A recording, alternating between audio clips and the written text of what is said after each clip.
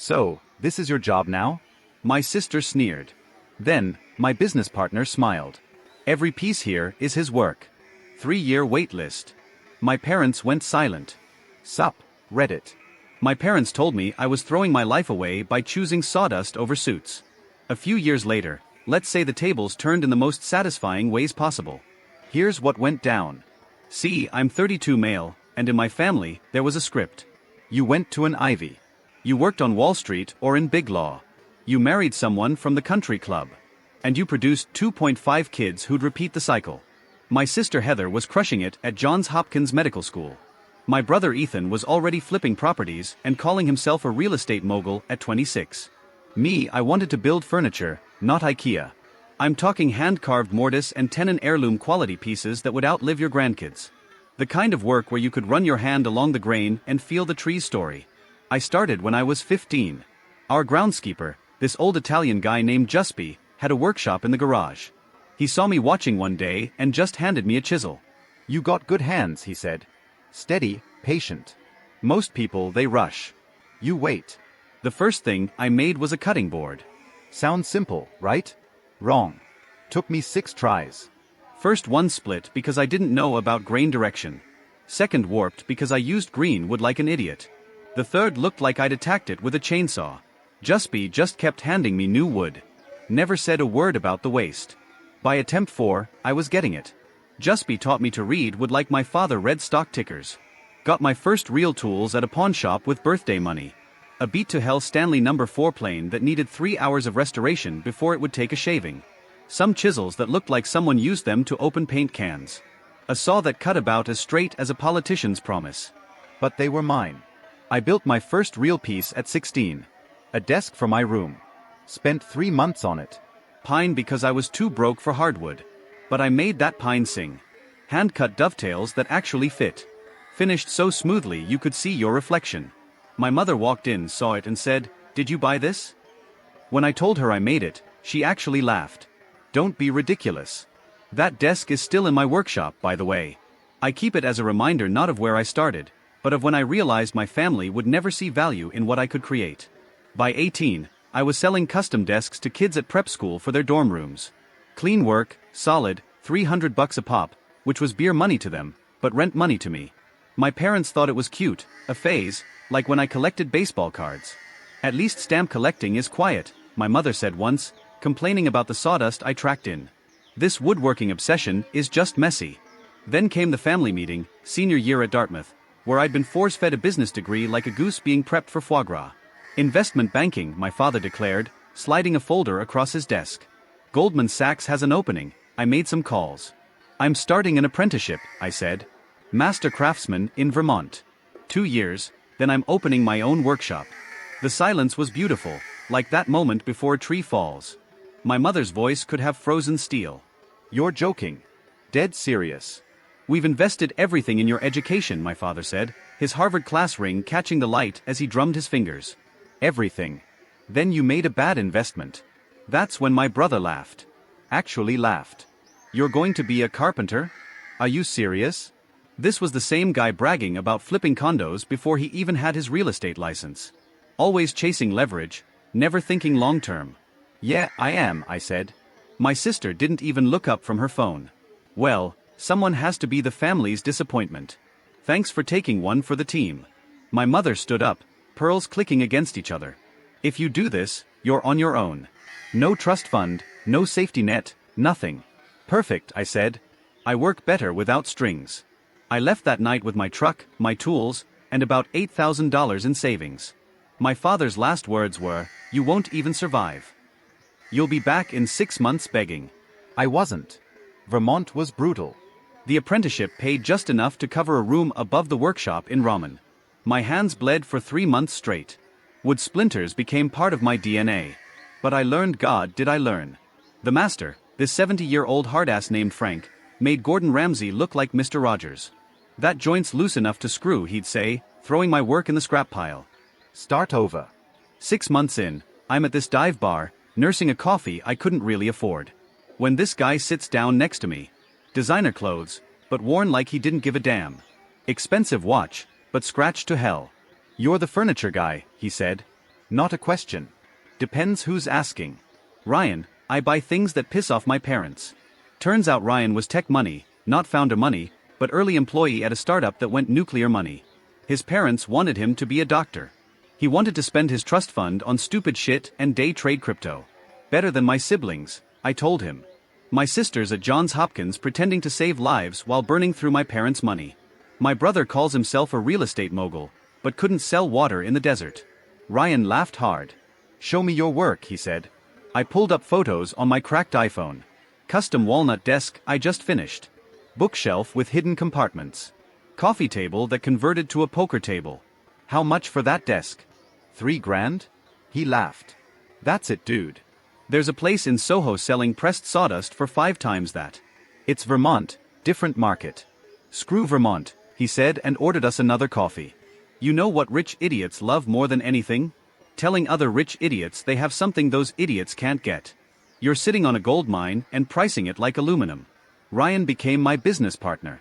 Not officially at first. He just started sending clients my way. Tech bros who wanted authentic craftsmanship for their minimalist lofts. Trophy wives who needed conversation pieces. Each piece he'd mark up my price by 300% minimum. You're undervaluing your shit, he'd say. Price it like you respect it. The first client he sent was perfect. This venture capitalist who collected artisanal everything. Dude spent 20 minutes telling me about his $500 Japanese nail clippers. Ryan had prepped me. Let him talk. Act impressed. Then casually mention you're booked for 3 months. 3 months? The guy said, suddenly interested.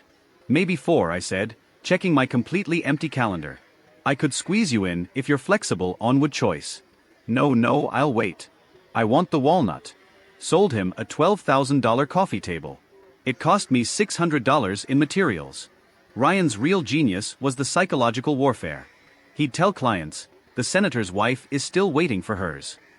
Or, we had to turn down a celebrity last week. They wanted a rush job. Complete bullshit. But these people ate it up. Your work is good, he told me after our first big sale. But good doesn't sell to idiots with money. Exclusive sells. Unattainable sells. You know what I told that last client? That you only take 12 commissions a year. You take 50. But he doesn't need to know that. Within a year, we had a 2-month wait list. Ryan handled the business side. He was a shark who made sharks look vegetarian. Every client meeting was a masterclass in manipulation.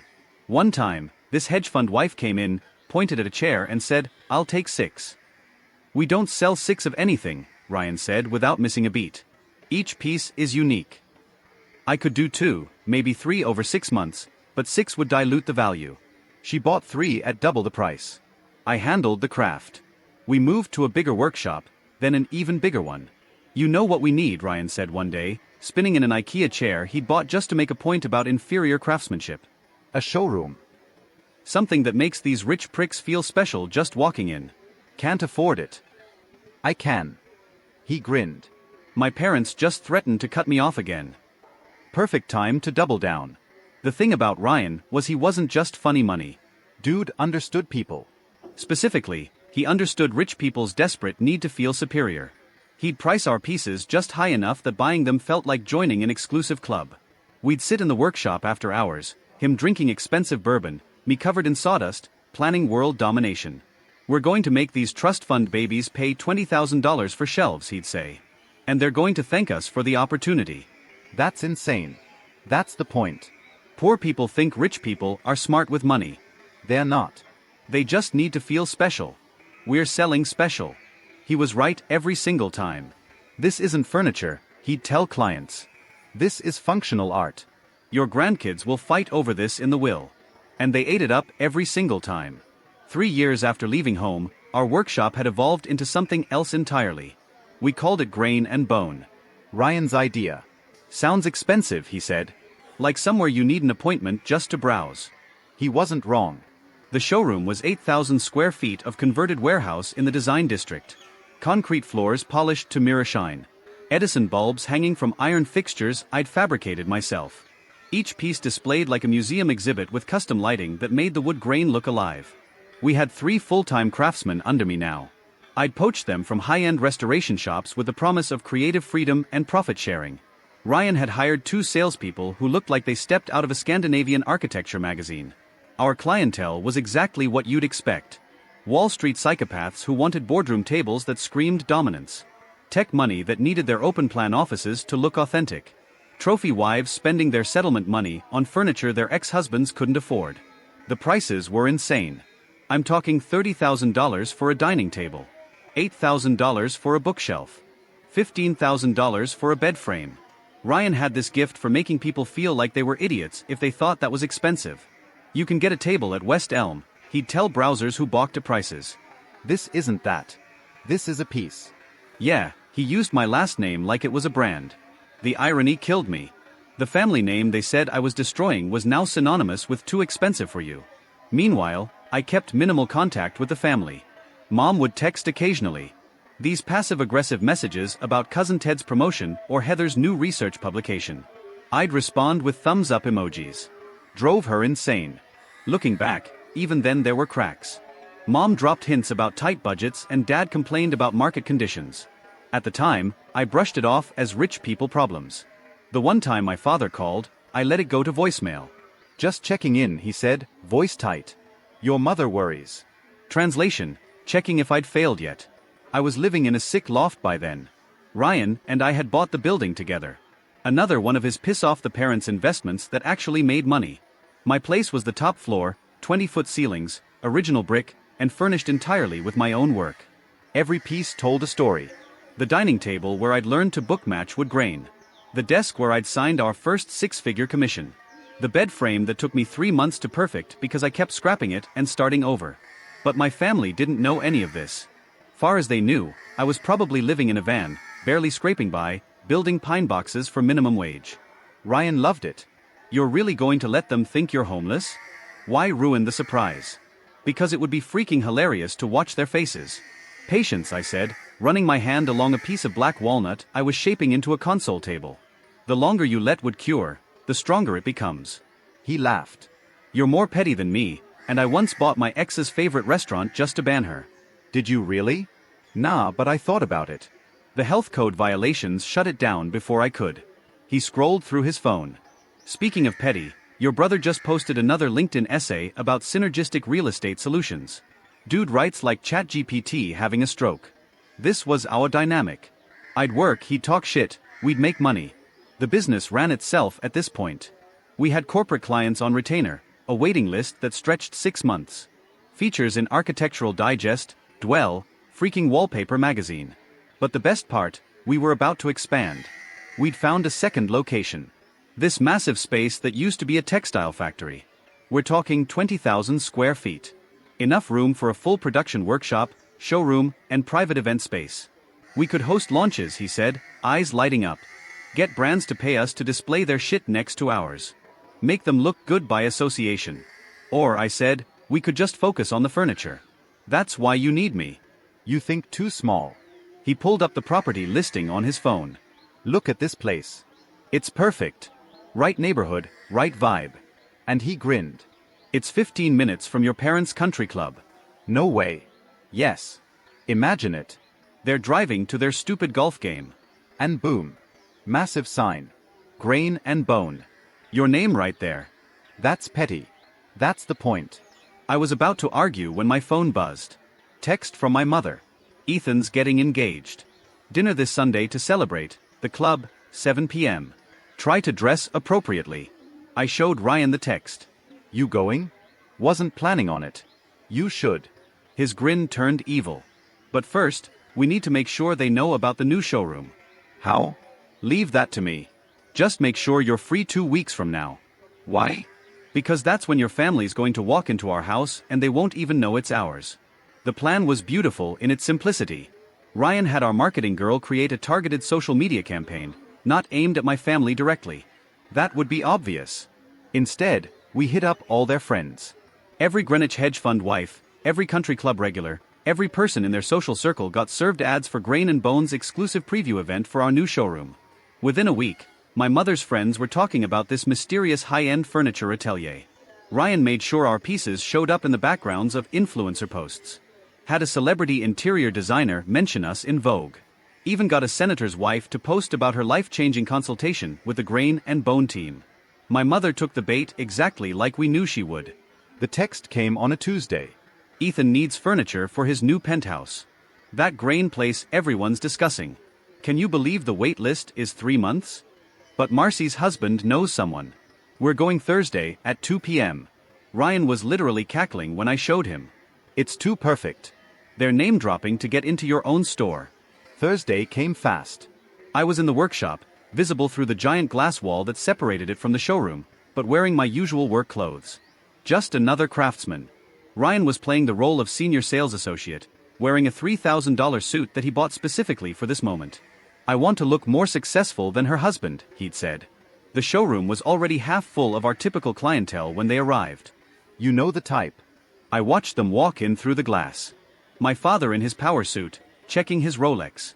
My mother in full Greenwich uniform, Hermes bag, subtle but expensive jewelry, that pursed lip expression that meant she was preparing to be unimpressed. Ethan strutting like he owned the place. His fiancée Madison trailing behind in designer everything. Heather was there too, which surprised me. Figured she'd be too busy saving lives or whatever. Ryan greeted them at the door with his $1 million smile. I couldn't hear everything, but I could see him gesturing around the space, probably explaining our philosophy, some bullshit about honoring the soul of the tree that made rich people wet. They walked past a couple examining a sideboard. The woman running her hands over it like she was petting a cat. It's perfect, but $50,000, she was saying. Her husband just shrugged and pulled out his black card. That's the thing about our clients. The price was part of the appeal. If everyone could afford it, they didn't want it. My family stopped at a dining table. American black walnut with copper inlays. My best work. Took me 4 months to perfect. We had it priced at $45,000. I saw my mother run her hand along it. That appreciative look she got. Then Ryan mentioned the price and her hand snapped back like the wood had burned her. Ethan actually laughed, this dismissive bark that I could hear even through the glass. I could see him shaking his head, probably making some smart-ass comment about overpricing. They moved to the living room section. Another client was there, some pharmaceutical exec who'd already bought 3 pieces, lecturing his girlfriend about investment furniture. Ryan smoothly guided my family around them, but I saw my mother's eyes tracking the guy as he casually discussed dropping another $30,000. Heather sat in one of our leather chairs, then stood up so fast she almost knocked over the side table. Ryan was explaining something. Probably the price. $12,000 for the pair. She had this look on her face like she'd sat on something wet. My father was getting agitated. I knew that stance, arms crossed, jaw tight, the way he stood when someone was wasting his time. He started gesturing at pieces dismissively. Ryan just kept nodding, but I could tell from the glint in his eye he was enjoying every second of it. That's when Madison, the fiancée, started actually getting interested. She was running her fingers along a console table, asking questions. The entitled princess actually had taste. Ryan got animated, explaining the joint work, the wood selection process. Then she must have asked about custom work because Ryan gestured toward the workshop, toward me. They all turned. 5 pairs of eyes looking through the glass at the craftsman in flannel and sawdust. My mother saw me first. She squinted. Then her face went through this transformation, dismissive to confused, to recognition, to absolute shock in about 3 seconds. Her hand went to her pearls. Classic crisis mode. My father went completely still, like someone had hit pause on him mid-sentence. His mouth was actually open a little, this undignified gape that he'd have been mortified about if he could see himself. Ethan's jaw dropped. His fiancée grabbed his arm, confused. Heather dropped her purse, just straight up dropped her $3,000 bag on our concrete floor. The sound echoed. I pulled off my safety glasses real slow, like I had all the time in the world. Set down my tools, brushed the sawdust off my hands, then walked to the showroom door and pushed it open. The smell of wood shavings and linseed oil followed me out. Hey guys, shopping for something? The silence was perfect. What? My mother started, then stopped. Started again. What are you doing here? Working? You work here? Ethan managed, his voice cracking like he was 13 again. I do. Ryan stepped forward, and I swear to God, he deserved an Oscar. His face was this perfect mask of professional surprise. Oh, you know our lead craftsman and designer. Every piece in this showroom is his work. Genius, really. 3-year waiting list for custom pieces. 3 years? Madison squeaked. Well, Ryan said, looking thoughtful, pretending to consider something. For family of the owner, we might be able to expedite. There it was, the bomb drop. Owner? My father's voice came out strangled. Partner, technically, I said. Ryan handles business. I handle creation. This is impossible, Heather said. This place, these prices, how? Funny, I said. I don't remember failures building shops like this. Ethan was looking around now. I could see him doing the math, the square footage, the inventory, the clientele we obviously had. Behind him, that pharmaceutical exec was signing papers for his $30,000 purchase without even negotiating. That table, he said, pointing at the walnut piece. $45,000 for a table?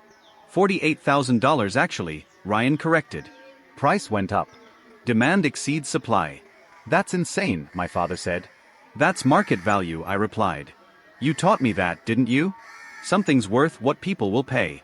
He had no response to that. My mother found her voice. Why didn't you tell us? Tell you what, that I wasn't failing? That I didn't need your money? That I was doing fine without the family name? I shrugged. Didn't seem relevant. We're your family, she said. And for the first time in years, she sounded genuinely hurt. Yeah, I said. The family that cut me off for choosing wrong. The family visit to Grain and Bone should have been the end of it. They saw I wasn't a failure. I got my satisfaction. Everyone moves on. But my siblings couldn't let it go. Started with texts. Heather first, all concerned sister. Why didn't you tell us? We could have helped promote your business. Right. The same sister who laughed when I left. Then Ethan, trying to be casual. Hey bro, we should talk. Maybe grab a drink. I have some ideas about real estate opportunities for Grain and Bone. When I didn't respond to either, the messages got sharper. Heather, you think you're better than us now? Too successful to talk to family. Ethan, pretty shitty to let us think you were struggling. We worried about you. Then came the group text. Yeah, they made a family group chat just to gang up. Heather, it's honestly pathetic how you're holding this grudge. Ethan, man up and talk to your family. Heather, you were always jealous of our success.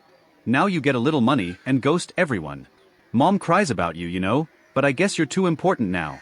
Success doesn't change genetics. You're still a part of this family. Act like it. Ryan was reading these over my shoulder at lunch. They worried? That's freaking rich. They're panicking, I said. I was supposed to be the failure. It made them feel secure. Want me to respond? I have some ideas. Nah. Let them spiral. And spiral they did. Ethan showed up at the showroom the next week to connect. He wore his most expensive suit, drove his Porsche, the whole power play. We should collaborate, he said, sitting in my office without invitation. Your furniture, my properties. I'm developing luxury condos. We could have an exclusive partnership. Thanks, but we're booked solid for 2 years. I'm your brother, and his face went red. And family helps family, like you helped me 5 years ago. That was different. You were being irrational. I was being honest about what I wanted. He stood up, angry now. You hold a grudge like a little. I hold boundaries like an adult. Screw you. There's the door, I replied. He stormed out, but not before I saw him taking photos of our price tags. Found out later he was showing them to people, trying to prove something. What? I don't know. Heather's approach was different. She went through Mom. Suddenly, my mother was calling weekly. Heather's research needs funding. Perhaps you could invest. Or Heather's hospital is having a gala. You could sponsor a table. Show them your success. 2 weeks after the showroom incident, Ethan showed up at my apartment building. Security called up. I told them not to let him in. He left a note under the door anyway. Stop being a dick. We're blood. Heather tried cornering me at a coffee shop she knew I frequented. 5 minutes, she said. That's all I ask. No, you owe me that much. I owe you nothing. Ryan was keeping tabs on them through social media and mutual connections. That's how we found out the truth. Your siblings are screwed, he said one morning, sliding his phone across the workshop table. Ethan's real estate empire, built on loans he couldn't cover. He'd over-leveraged himself on 3 properties that weren't selling. The Porsche was leased. The penthouse he needed furniture for? He was already behind on the mortgage. Heather had it worse. Turns out she'd been lying about her position at the hospital. She wasn't a rising star surgeon. She was a resident who'd been passed over for fellowship twice. And she'd been borrowing money from our parents to maintain her lifestyle. The research that needed funding? It was to pay off her student loans. How much are they in for? I asked. Between them? About 800,000. Most of it from your parents. Jesus. Gets better. Your parents' house? They took out a second mortgage to cover the kids' debts. They're about 3 months from foreclosure. I set down my chisel. You're kidding. Would I lie about something this beautiful? Ryan was grinning. The mighty family of Greenwich are broke. How did they hide this? Rich people are experts at looking rich when they're not. But I know a guy who knows a guy at their bank. He paused. They're proper screwed. Unless what? Unless someone with actual money helps them out. We looked at each other. The possibility hung in the air like sawdust. That's why they're trying to reconnect, I said. They need money and you're the only one who has it. They don't know that for sure. Ryan laughed. Dude, you own a business with 3-year wait lists and $45,000 tables. They know. My phone buzzed. Text from Mom. Family dinner this Sunday. Important matters to discuss. Please come. I showed Ryan. You going? Yeah, I said. But I want to know exactly how bad it is first. I'll make some calls, get you real numbers. He stood up, then turned back. You know what we're going to do? I have an idea. That's my boy. Sunday dinner was at the house I grew up in. The house that, according to Ryan's research, was 60 days from foreclosure. Walking through that door was a trip. Everything looked the same, but felt different. The Persian rugs were still there, but I noticed worn spots. The art was still on the walls, but there were pale rectangles where pieces had been sold. The whole place had that desperate shine of people trying too hard to seem fine. They were all in the formal dining room. The table, a genuine antique they'd always bragged about, was set with the good china playing the part. Thanks for coming, my mother said, air kissing my cheek. She smelled like expensive perfume and desperation. My father stood to shake my hand. His grip was firm, but his eyes were tired. Son, first time he'd called me that in 5 years. Heather and Ethan were already seated, both looking uncomfortable. Madison wasn't there. Honestly, I should have seen it coming. Even at the showroom, she looked more impressed with the furniture than with Ethan. Found out later she'd bounced when she learned about his debts. Smart girl. We ate in mostly silence at first. The food was catered. Interesting, considering Mom used to cook these dinners herself. Another sign of the financial strain. Keeping up appearances even when you can't afford them. Finally, over dessert, my father cleared his throat. We need to have an honest conversation. Okay, about family. He paused, choosing words carefully. We've reflected on the past few years. Perhaps we were too harsh about your career choice. Perhaps. My mother jumped in. What your father means is we were wrong. We should have supported you. Blood is blood. Family comes first, always. We only pushed because we wanted better for you. I let that hang there. Just waited. Heather cracked first. Look, we get it. You're successful. We were. Can we move past it? Why now? I asked. 5 years of nothing. Now suddenly you all want to heal. Why? They exchanged glances. My mother took a breath. Because family should stick together. Through everything. Through everything, I repeated. Like through someone choosing a different path, or just through financial problems. The silence was beautiful. My father's jaw tightened. What are you implying? I'm not implying anything. I'm asking why you need family healing right when you need $800,000 to avoid foreclosure. Heather's fork clattered on her plate. How did you? You think I don't do my research? 3 missed mortgage payments. A $400,000 loan from your retirement fund. Another $300,000 in personal loans. Should I continue? My mother's composure finally cracked. You've been spying on us. Nope. But when your siblings suddenly want to collaborate and reconnect, you ask questions. Ethan stood up. This is BS. We're trying to apologize and you're being a jerk. You're trying to manipulate me into bailing you out. We're family now. We are. 5 years ago, I was on my own, remember? My father slammed his hand on the table. Old power move. Enough. Yes, we have some financial challenges, but that's not why we're here.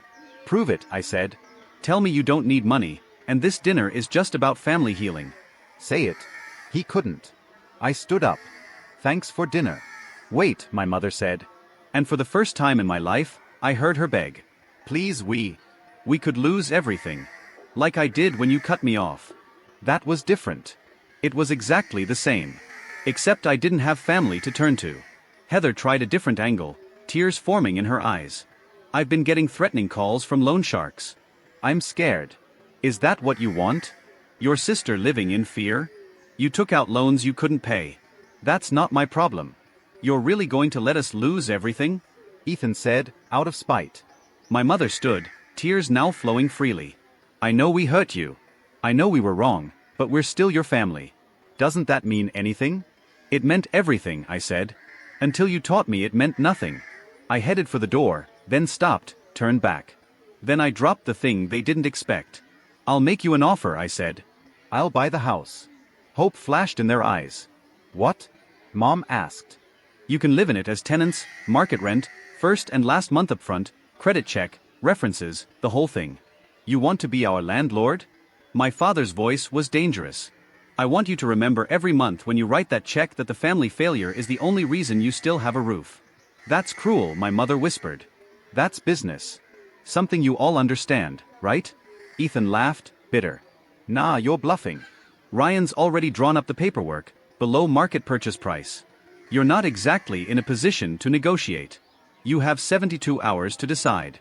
I left them there, sitting at their antique table in their soon-to-be foreclosed house, drowning in the consequences of their own choices. In the truck, I called Ryan. How'd it go? They'll take it. You sure? They don't have a choice and they know it. This is damn beautiful, man. You're really going to be their landlord? With a property management company handling everything. I don't want to deal with them directly. Cold. Practical. Same thing. He paused. Oh, and we'll need first and last month's rent up front, plus security deposit. Standard procedure for tenants with poor credit.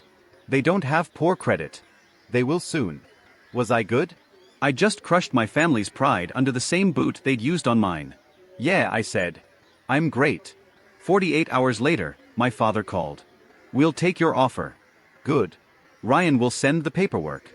We need to discuss terms. Non-negotiable. Market rate rent, standard lease, no special treatment. You're enjoying this. I'm being professional. Something you taught me. He hung up. The closing was brutal. I didn't go. Sent Ryan instead with our lawyer, but he recorded it on his phone for me. My parents looked defeated. Heather was crying. Ethan wouldn't sign it first. Had to be talked into it by my mother. This is what he wants, she said on the recording. To humiliate us. No, Ryan corrected. He wants you to understand consequences. Different thing. The lawyer went through every clause with painful precision. Initial here for the inspection contingency. Sign here acknowledging the property condition. Initial here confirming no familial discount or special terms. My father's hand was shaking as he signed. Actually shaking. The pen kept slipping. Almost done, the lawyer said, professionally oblivious to the family drama. Just need your signature on the rent agreement. Rent agreement? Heather said. We're signing that today, too? Standard procedure, Ryan said cheerfully. First month, last month, security deposit, certified check or wire transfer. That's... Ethan did the math. $25,500 today. Yep.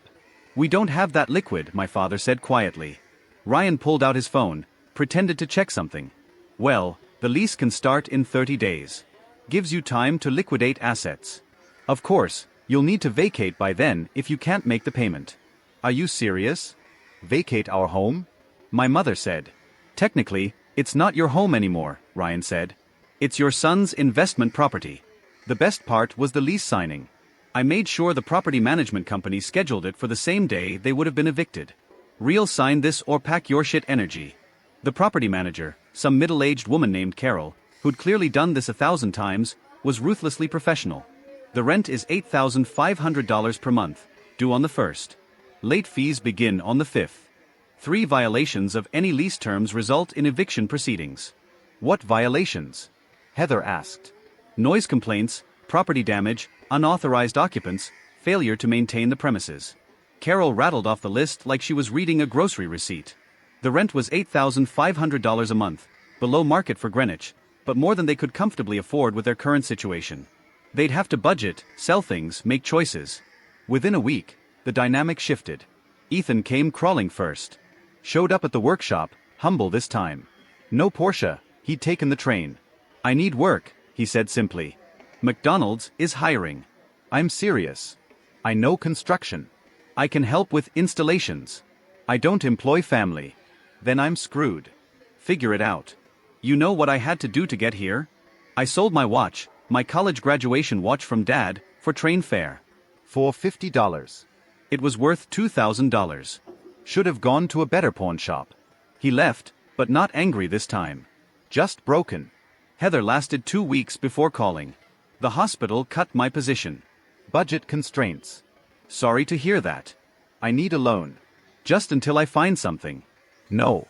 You're really going to let me starve? You're really going to be dramatic? You're a doctor, find work. It's not that simple. It never is when it's your problem. She hung up on me. My mother tried the emotional manipulation route. Showed up at the showroom during business hours, making a scene. You've destroyed this family, she announced loudly enough for customers to hear.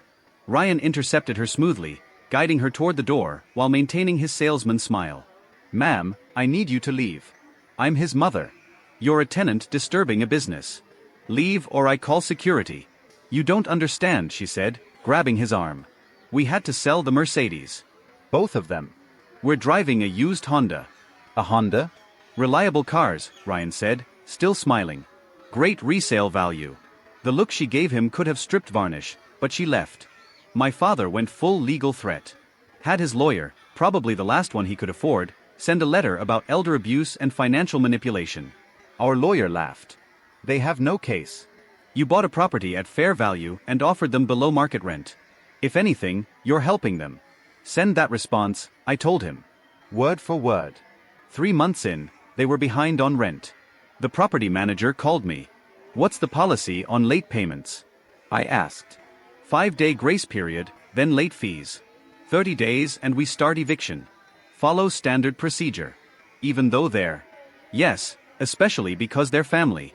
They paid on day 29. Probably sold something precious to do it. Ryan was tracking everything. Partly for legal protection, partly for entertainment. Your brother's working at a car dealership, he reported.